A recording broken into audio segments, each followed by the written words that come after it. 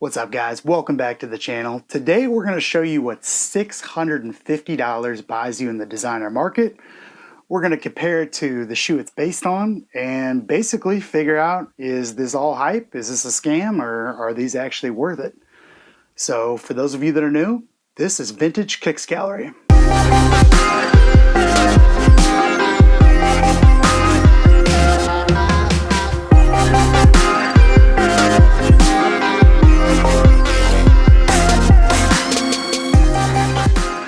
Alright guys, first things first, we need to unbox these bad boys. So, first impressions of the box, pretty damn cool. So, it's going to be hard to tell under all these bright lights, but they coated this box in what can only be described as kind of a smooth flocking, and what that does is it basically eliminates any reflections. These things in normal lighting are absent of any light whatsoever. They really absorb it. So you got the cool Amiri logo on there, and let's see, what else do we have? Standard label with the size, and for those of you that are wondering, these are only available in full sizes. So let's get right to it. Got some nice Amiri paper here. All right, check it out. First impressions right off the bat is you get a lot of stuff in the box. And by the way, this is a massive box, but let's go ahead and pull these out. Other than that, in the box, we've got some white laces and a dust bag, but we don't need to play with that. Let's get this out of here.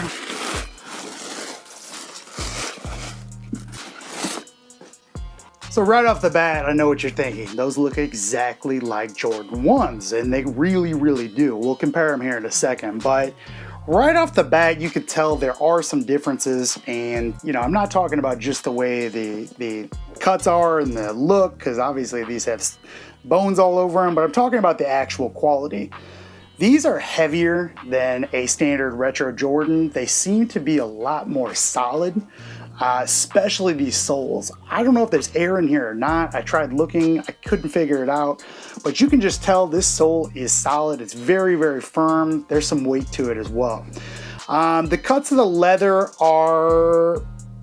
they're decent. This isn't the thickest leather, but what I do not like about them is they actually painted the edges, and I like that rough, raw cut. The white leather, I mean, it may be, let's see. It's hard to say if these are actual, genuine leather, or if they're some kind of synthetic, leather at that. But my initial impressions is there's a couple different grades of materials on them.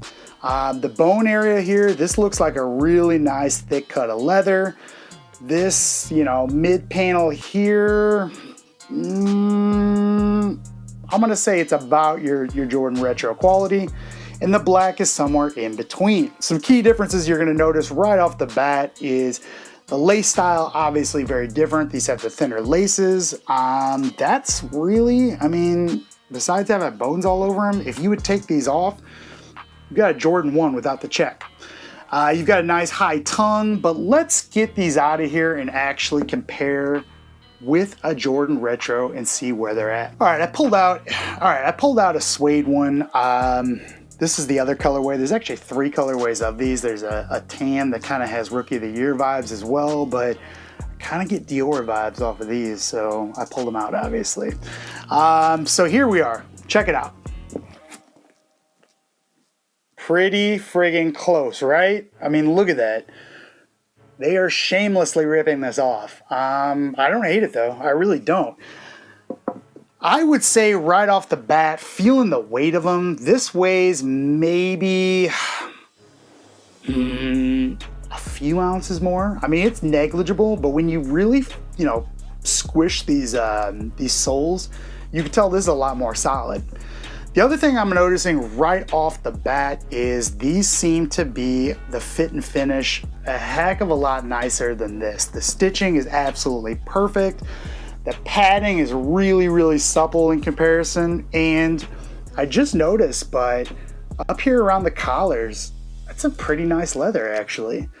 One thing that I absolutely love about these is the outsole or the midsole. I think it looks absolutely incredible. One thing I do not like about them right off the bat is way too much tumbling or texture on the leather. These would have looked a lot better with just a natural grain. Trust me on that. So Mike, Amiri, listen to this. So, you know, all in all, it's a shameless ripoff. It really is. But let's talk about price, because these are $650. We're living in a world where 650 bucks is nothing to pay resale for most of you. But retail, that's going to cause a lot of people to walk. Definitely not Amiri's regular crowd, but I'm talking about the Jordan Retro crowd that just thinks these are dope. Is it worth the extra cash? We're talking about over 4 times the price of this, and is it worth it in just the quality, the overall fit and finish? Not to me. It definitely isn't. I understand paying a premium for good construction, good materials, but let's talk about what we're paying for here. It's not like they have a real original design here. They took a Jordan 1, they put the bones on there. Could I do it? Absolutely not, but let's be honest, it's not that original. So they didn't have a lot of development into it. Let's talk about the materials. Are they 4 times better than these?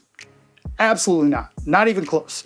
In comparison, this is nowhere near what an 85 Jordan is. Let's talk about the actual shape too, because if you notice, the Amiri has more of an OG shape to it. I do like that. Is it worth the extra cash? Probably not. All in all, guys, you know, what more can you really say about this? This is a shoe that if you really are a big fan of designer, you don't want to be caught in Nikes or Jordans, you're gonna love this, because after all, it's a Jordan 1 silhouette, and who doesn't love that? But for us that are used to our Jordans and our Nikes, I just feel like if you spent that money on these and you got them, you would be expecting a little bit more. I know I'm being a little bit tough on them, but let's put this into perspective. At $500 more than that, I don't know. There's something about these that still, I don't hate them. They really look good. They look good on feet too. I'm curious to see how they'll age and hold up. One thing I will say with designer shoes is they don't seem to wear all that well.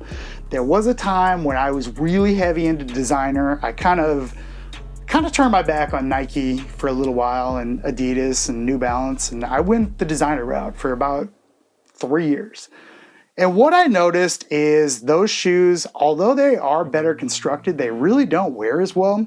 And my only thought on this is they just don't expect people to wear them as often. It's kind of like an exotic car. So another thing you're probably wondering is, where are they made?